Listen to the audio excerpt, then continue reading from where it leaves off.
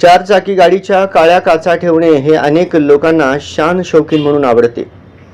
म्हणूनच चारचाकी गाडीच्या काचांवर काळी फिल्म लावली की आपली गाडी उठून दिसते, असे मत अनेक गाडी घेतलेल्या नागरिकांचे झाले आहे. पण या काळ्या काचेच्या नावाखाली दारू वाहतूक, गुटखा वाहतूक व इतर गैरधंदे सर्रास सुरू आहेत.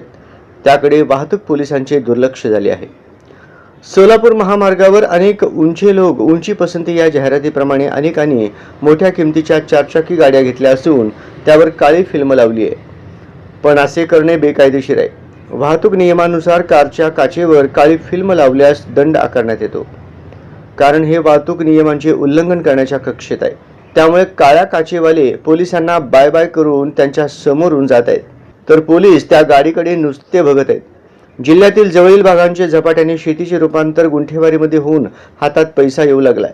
त्यामुळे चारचाकी गाड्यांच्या संख्येत वाढ होऊन त्यावर काळ्या काचा आल्या खऱ्या, पण या काळ्या काचेखाली वेगळेच धंदे सुरू आहेत.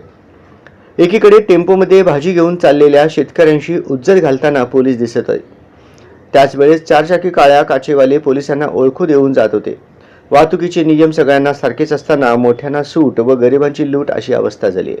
कारच्या काळ्या काचा ठेवायच्या असतील तर नियमानुसार कारच्या बाजूच्या खिडक्यांवर 50% व्हिजिबिलिटीसह ब्लॅक फिल्म, तसेच पुढील आणि मागील काचेवर 70% व्हिजिबिलिटी असलेली काळी फिल्म लावू शकतो, असा नियम आहे.